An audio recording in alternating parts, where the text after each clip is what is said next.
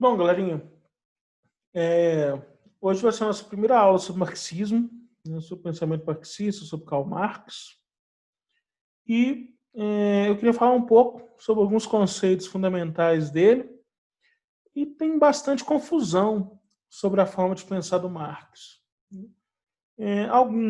Algumas confusões vão exaltar demais o que ele pensou, que são a minoria delas, e algumas outras confusões vão levar as pessoas a acreditarem que ele era um grande monstro ou algo do tipo, né?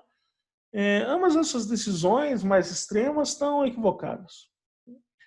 É muito mais um caminho do meio. Assim. Ele pensou coisas muito importantes e também não vale muito a pena você querer ficar estendendo Marx para tudo quanto é lado. Você pode ler autores marxistas contemporâneos, né, que vão ter lá a base do pensamento materialista histórico do Marx, mas que vão escapar a uma certa a um certo anacronismo, que seria pensar as questões contemporâneas levando em consideração única e exclusivamente a vida que Marx viveu ou os textos que Marx escreveu. Né?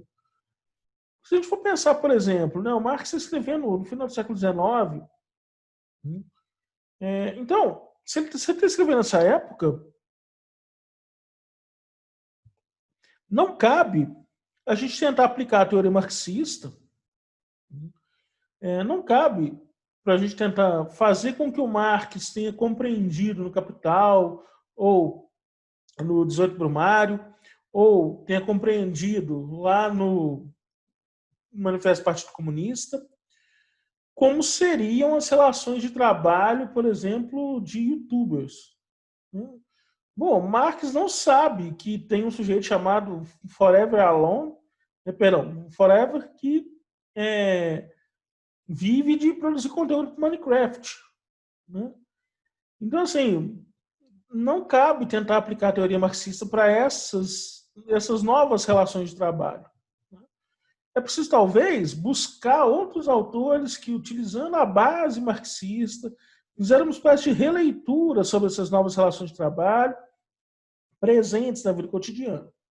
E isso seria interessante. Agora, simplesmente ficar tentando converter o pensamento do Marx para que ele seja aplicável em todos os momentos, no meu ponto de vista, pelo menos, é um equívoco. Né? Assim como tentar demoniá-lo como se ele fosse o grande responsável pelo binarismo político que a gente vive hoje e que, de fato, o conflito vai fazer também. É bem fraquinho essa segunda vertente também. Tá? Eu queria começar falando, então, feitas essas considerações, do pensamento marxista a partir de uma frase importante, muito manjada do Marx, que está lá na tese 11 da tese sobre Feuerbach. Feuerbach é um aluno de Hegel, que vai ter um pensamento tanto quanto diferente do Hegel. Ele vai ter algo de essencialista ainda no pensamento dele, enquanto o Hegel vai ser um materialista. E que tese sobre Feuerbach é o título da tese de doutorado do Marx. E, portanto, a 12ª tese é de onde ele vai tirar essa crítica ao próprio modelo do pensamento filosófico que existia até então. O que ele vai dizer é o seguinte: os filósofos limitaram-se a interpretar o mundo de diversas maneiras. O que importa é modificá-lo. Então, os filósofos, na visão do Marx, eles já tinham passado muito tempo tentando interpretar como o mundo funciona. Mas essas tentativas de interpretar como o mundo funciona não se converteram em mudanças reais. Na visão do Marx, o importante são essas mudanças reais. Né? Daí ele fazer essa citação lá do tese sobre Feuerbach. Né? Bom, o materialismo histórico. Então, o pensamento marxista vai partir da ideia do materialismo histórico dialético. Tudo é matéria, né, e as relações materiais vão conduzir à sociedade humana. Se você quiser saber o que levou à Guerra Fria, É só você perguntar como as relações materiais que o ser humano tinha naquela época fez com que ele se conduzisse à Guerra Fria. Se você quiser saber por que existem ricos e pobres hoje em dia, é só perguntar como as relações materiais se comportam, que você vai ter a resposta. Se você quiser se perguntar por que ainda existe tanto machismo no mundo contemporâneo, bom, pergunte-se qual a distribuição dos bens materiais e como eles têm se comportado, e o resultado vai ser o porquê dessas várias perguntas. Então, acompanhando os bens materiais, acompanhando a matéria, a gente consegue chegar na resposta para todas as nossas questões de acordo com o materialista. Tem uma frase de um sujeito que não é materialista, propriamente dito, mas que vale muito a pena na minha visão, talvez seja uma das melhores frases para se pensar Marx no ensino médio. Né? Eu digo no ensino médio porque, óbvio, se eu falar isso na faculdade, eu vou ser apedrejado, mas vale bem a pena retomar a frase do Wittgenstein, quando ele diz o seguinte, né? O mundo é aquilo que há no mundo. Parece meio óbvio, né? O mundo é aquilo que há no mundo. O que não há no mundo? Bom, o que não há no mundo é a metafísica. O mundo é o mundo físico. Então, se você acredita em Deus, para você, o mundo não é aquilo que há no mundo. Se você acredita que há uma espécie de desígnio natural anterior à existência do homem, ou seja, que você nasce com um propósito na vida, você não acha que o mundo é aquilo que há no mundo. Porque há coisas muito além do que aquilo o que há no mundo. Sacaram? O mundo é aquilo que há no mundo, resume que para a gente pode ser determinado como materialismo.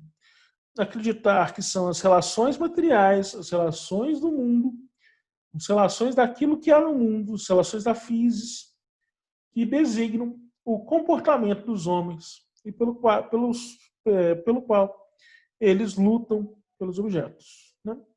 Só que não é só um materialismo, é um materialismo histórico dialético, aí fica bonito, né? Bom, opor. Primeiro, então, idealismo e materialismo. Idealismo é quando eu imagino uma coisa. Então, quando eu crio uma expectativa, quando eu imagino, quando eu acho que alguma coisa vai acontecer de uma determinada forma, eu estou planejando ideais de comportamento, eu estou planejando ideais de como as coisas funcionam.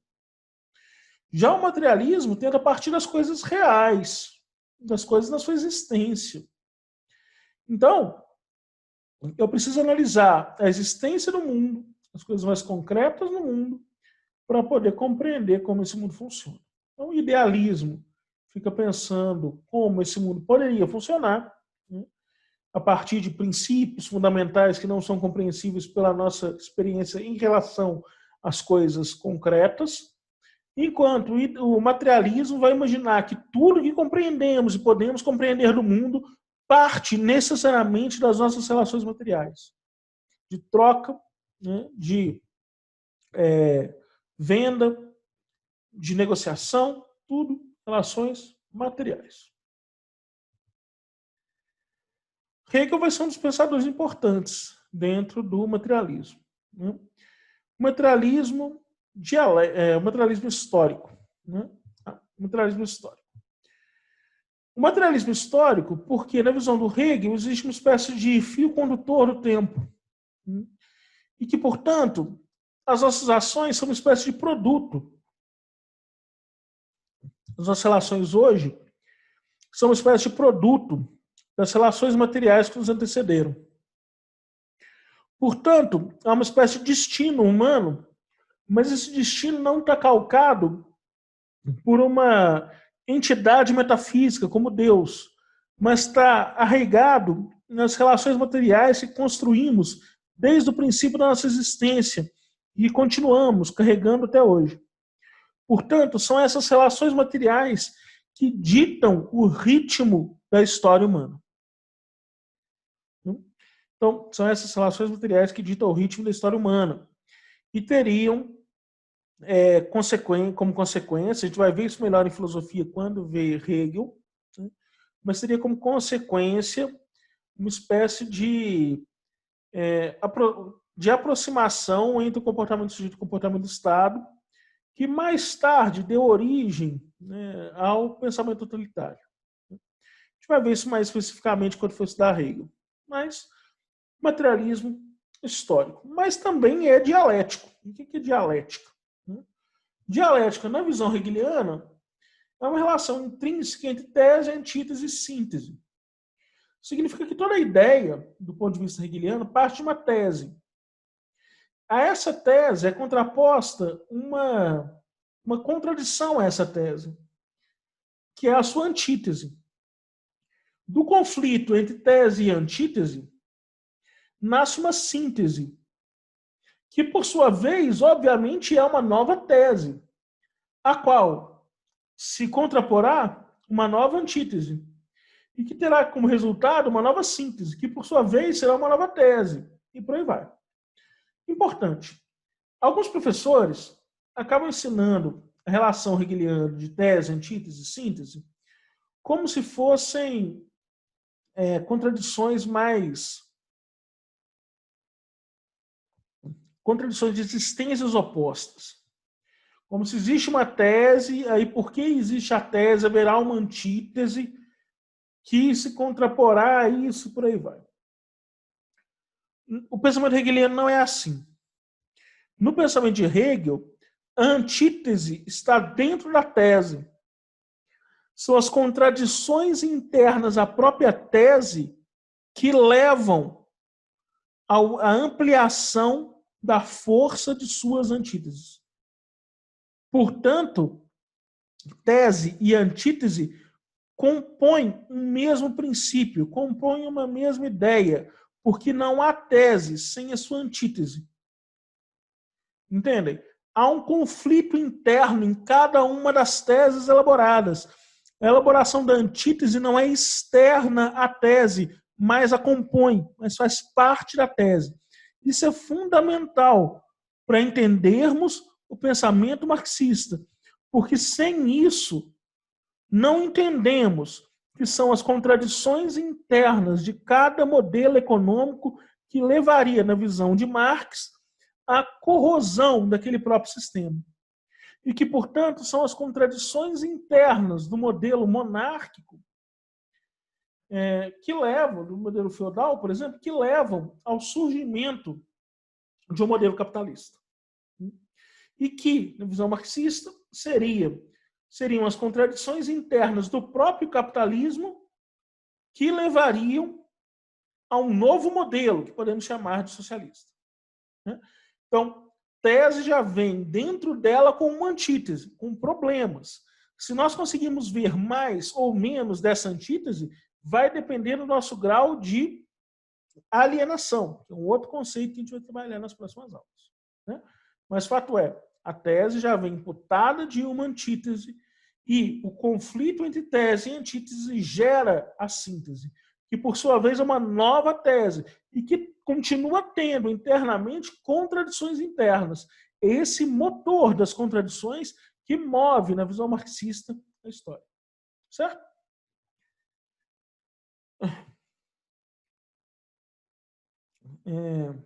Tudo possui em si uma contradição de si mesmo. Então, toda tese tem dentro de si uma contradição de si mesmo. Conceitos importantes para o Marx. O conceito de trabalho. Trabalho é a alteração da natureza visando um determinado fim. O conceito de matéria-prima, que é o bem bruto encontrado na natureza. Então, vamos pensar um pouco. O conceito de trabalho. Trabalho é a alteração da natureza visando um determinado fim. Imagina que, por exemplo, eu estou andando pela rua, encontro uma pedra que eu acho legal. Pelo um bosque, por exemplo, encontro uma pedra que eu acho legal.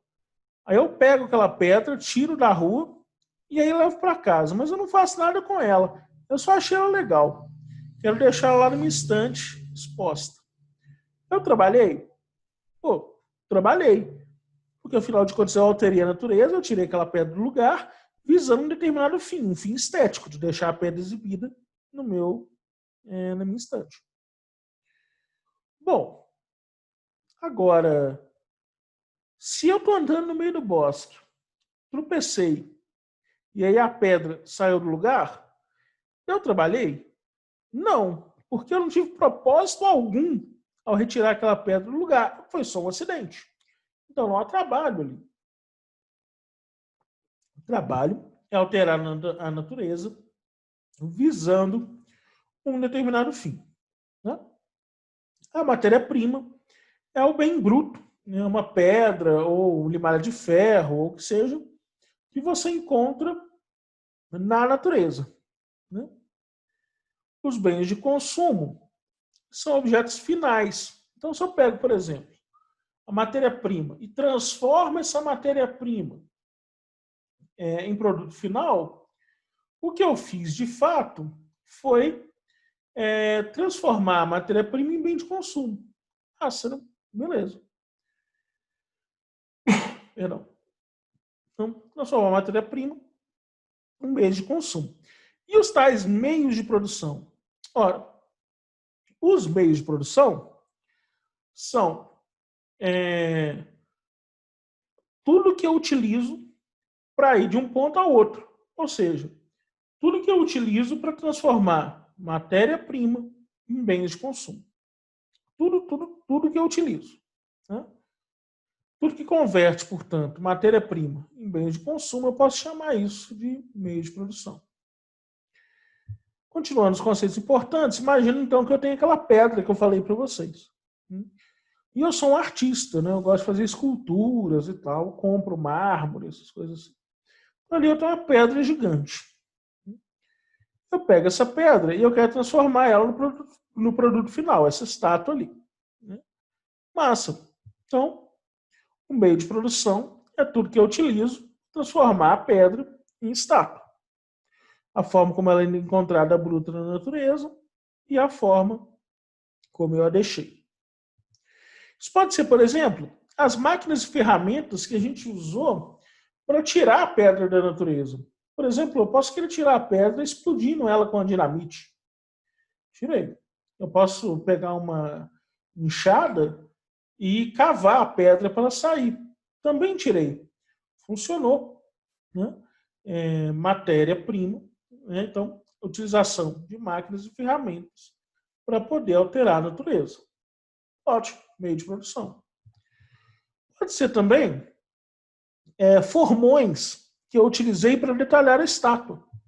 Então, depois que eu já tenho a pedra pronta, né, retirada da natureza, eu posso ter pegado alguns objetos para trabalhar essa pedra e deixá-la da forma como está apresentada ali na estátua.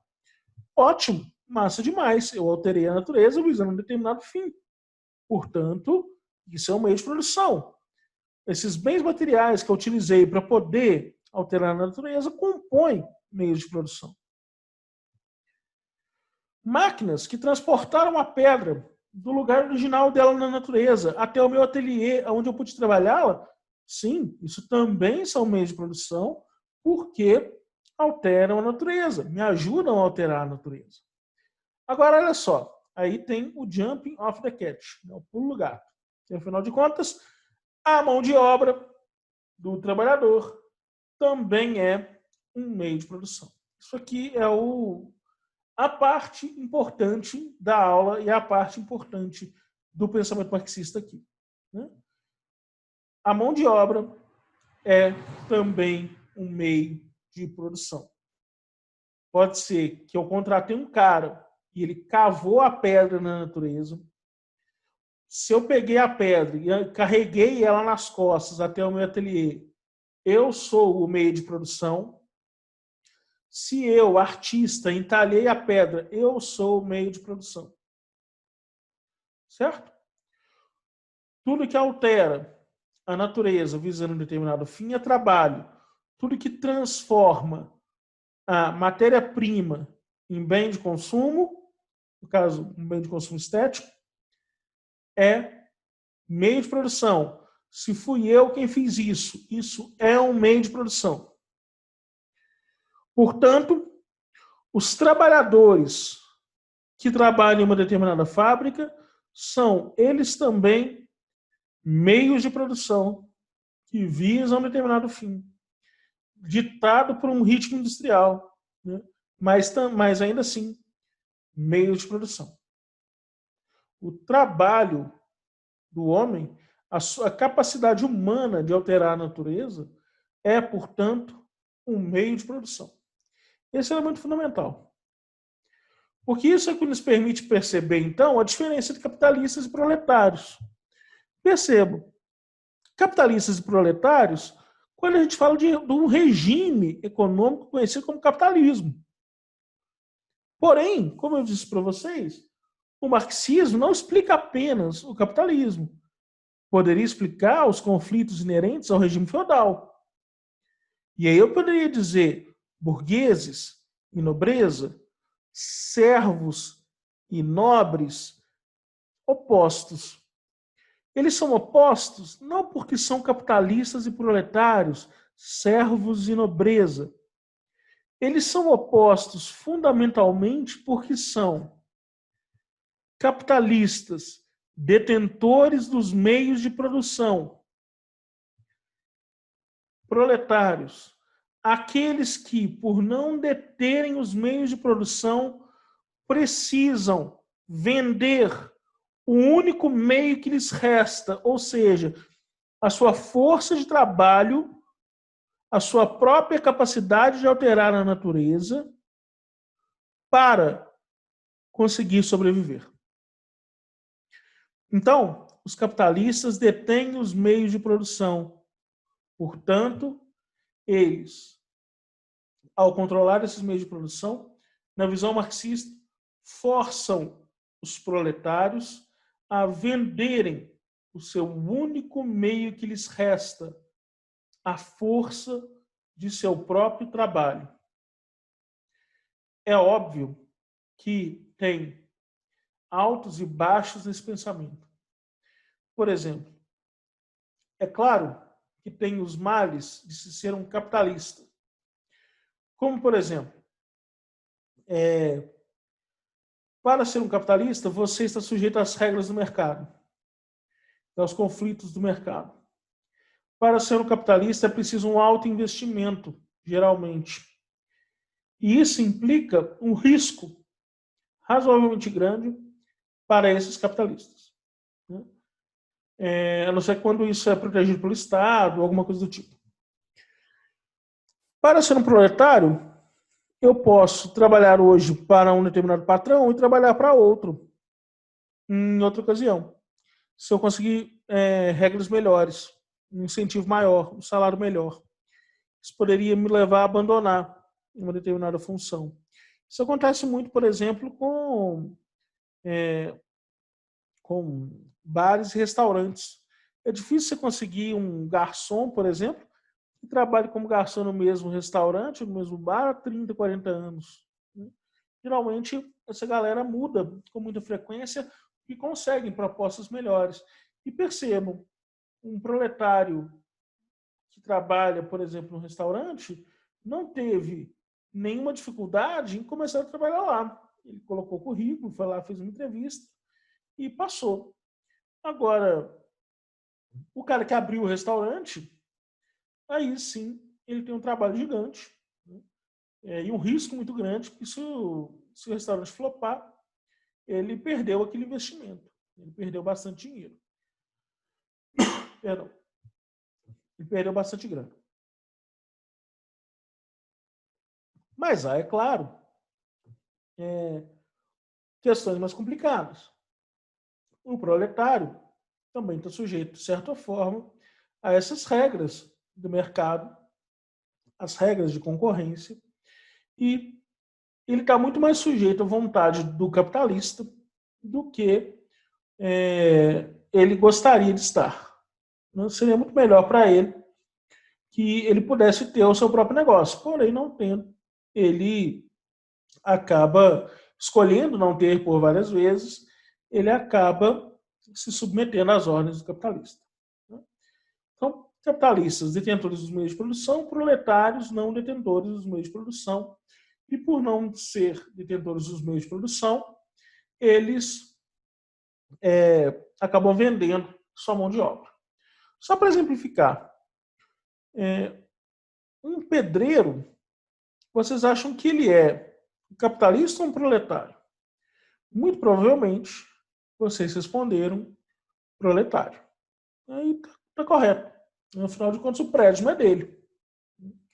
O prédio ou a casa não é dele, só está construindo. Está recebendo para isso, proletário. Se eu perguntar para vocês, o Neymar é um capitalista ou um proletário? Talvez agora vocês se confundam um pouco. Só que basta lembrar que o Neymar não é dono do time de futebol. Ele não detém os meios de produção, ele trabalha para o time. E, portanto, o Neymar é um proletário. Ah, Pedrão, mas ele ganha 200 milhões de dólares por mês. Ganha. Mas capitalistas e proletários não estão ligados diretamente à riqueza que esse sujeito consegue ter. Se ele é rico ou se ele é pobre. Está ligado à detenção ou não dos meios de produção. Significa que o Neymar é um proletário com alto índice de capital. Ele tem muito dinheiro, mas ainda assim proletário. Né? O William Bonner, ele trabalha para a Globo e ele é um proletário. Se a Globo fechar, ele vai ter que sair de lá e ir para outra empresa. Né? Portanto, e claro, eu poderia dar um outro exemplo. Dono de uma pequena venda aqui na nossa cidade, que tenha, sei lá, 40, 50 metros quadrados e venda hortifruti. Esse cara tem uma renda básica de, sei lá, 5 mil reais por mês, chutando alto. Né? Precisa trabalhar de sol a sol, blá, blá, blá. 5 mil reais por mês. Esse cara é um proletário ou esse cara é um capitalista? Esse cara é um capitalista. Ele não é uma classe média, não é uma classe média alta, mas ele é um capitalista, porque afinal de contas ele é dono dos meios de produção. Né? É ele quem tem aquelas coisas para vender e disponibiliza para o povo nessa venda. Então, vale muito a pena pensar essa relação entre os capitalismos proletários a partir dessa lógica que eu expliquei para vocês. Por último, a mais-valia. A mais-valia é o lucro exorbitante sobre a exploração da mão de obra. Então, imagina o seguinte. Teve uma reportagem no SBT que eu achei muito legal, que é uma reportagem sobre as mulheres que costuravam as bolsas da Louis Vuitton. E aí, obviamente, por questões que vocês vão aprender quando estiver estudando Pierre Bourdieu, há uma série de empecilhos sociais que impedem as mulheres que costuram as bolsas da Louis Vuitton de frequentar as lojas que vendem as bolsas da Louis Vuitton. Muito provavelmente, essas mulheres recebendo, imaginem, um salário mínimo por mês, R$1.000, né? Elas nunca frequentariam um shopping onde haja lojas da Louis Vuitton e nunca terão a oportunidade de ver nas vitrines o preço unitário de cada bolsa, para só então compreender o quanto cada uma daquelas bolsas que elas fazem dá de lucro para o capitalista. Foi exatamente isso que uma reportagem do SBT fez um tempo atrás. Levou pessoas que trabalhavam nesse tipo de serviço, costurando bolsas, fazendo outros apetrechos, para conhecer e para ver o valor das coisas que eles produziam. E o resultado é devastador do pensamento da pessoa. Porque, afinal de contas, uma mulher dessa ela produz 10, 15 bolsas por dia. Cada bolsa que ela produz vai ser vendida por 1,5 vezes o salário que ela ganha por mês. E, portanto, o quanto ela gera de valor monetário, de fato, vai ser muito maior do que o que ela recebe. Ah, mas então significa que uma mulher que produz 100 bolsas por mês da Louis Vuitton deveria receber um salário que lhe permitisse comprar 100 bolsas da Louis Vuitton? Claro que não. Existem outros custos, como custos da matéria-prima, como custos do transporte, como custos do aluguel, como custo dos insumos, luz, água, por aí vai. Porém, a grande ponta de lança desse lucro é esse trabalho do sujeito. O grande lucro do capitalista, na visão marxista, está nesse sujeito que está sendo explorado, que está produzindo coisas que valem muito mais do que ele recebe. Seria ótimo que ele pudesse comprar algumas bolsas a mais. Então, essa mais-valia não permite que o sujeito perceba essa desigualdade, a desigualdade brutal entre o que ele produz e o que ele recebe. Bom, eu fazia algo semelhante. A gente pode pensar isso em coisas semelhantes. Imagina assim, eu trabalhei uma época e eu pegava transcrições para fazer. Né? Transcrição é quando você pesquisa história e tal. E aí algumas coisas que eu já fiz foi... Assim, eu estava com muito serviço para fazer, não conseguia fazer. E aí eu terceirizei. Eu contratei uma outra pessoa para fazer uma transcrição para mim. Né? E depois eu, obviamente, revisei a transcrição. Só que, como a outra pessoa tinha trabalhado poucas vezes, eu conseguia tirar um valor maior da minha hora de trabalho. Né? Então, eu acabava recebendo mais para só revisar o trabalho dela. Né? A transcrição ficou igual, como se eu tivesse feito, só que eu contei o valor da hora de trabalho dela e o valor da minha hora de trabalho. Fazendo isso, eu explorei o capital, né, a partir da mais-valia. Ou seja, eu ganhei um lucro sobre uma determinada mão de obra. Muitas das vezes, os serviços que vocês vão pagar, ou vocês preferem não fazer, e por isso pagam, ou então são serviços que vão te dar uma lucratividade maior. Por exemplo, imagine que eu preciso pegar um documento lá na BN, na Biblioteca Nacional Brasileira. Eu tenho duas opções. Eu posso ir lá, procurar o documento, e achando o documento, eu fotografo, peço lá para fotografar, e passo lá a minha semana no Rio de Janeiro, trabalhando desse jeito. Mas eu posso fazer de uma segunda forma. Eu posso ligar para algum conhecido meu no Rio, perguntar se ele conhece algum historiador da FRJ, da Federal do Rio de Janeiro, ou da UERJ, e pedir para esse cara, ao invés de mim, ir até a Biblioteca Nacional e fotografar tudo que eu quero. Eu vou pagar para esse cara o que eu gastaria de passagem para ele trabalhar um mês para mim. E aí eu não vou gastar com alimentação e estadia no Rio. E não vou gastar o meu próprio tempo fazendo essa pesquisa. Ora, o valor que ele vai gerar para mim é muito maior do que o que eu estou pagando para ele. Portanto, eu estou usando da mais-valia. Sacaram, galera?